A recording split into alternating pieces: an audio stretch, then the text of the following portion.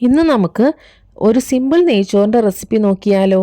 ഞാനിവിടെ 10 മിനിറ്റ് നേരം കുതിർത്ത് വെച്ച 2 കപ്പ് ജീരകശാല അരി ഉപയോഗിച്ചാണ് നെയ്ച്ചോറ് തയ്യാറാക്കിയിരിക്കുന്നത്. ആദ്യം ചുവട് കട്ടിയുള്ള ഒരു പാത്രം അടുപ്പിൽ വയ്ക്കുക. അതിലേക്ക് 2 സ്പൂൺ നെയ്യ്, പട്ട, ഗ്രാമ്പു, ഏലയ്ക്ക, 2 പച്ചമുളക് കീറിയത്, ഒരു സവാളയുടെ പകുതി അരിഞ്ഞത് ഇത്രയും ചേർത്ത് വഴറ്റിയ ശേഷം കുറച്ച് മല്ലിയില കൂടി ചേർത്ത് ഇളക്കുക.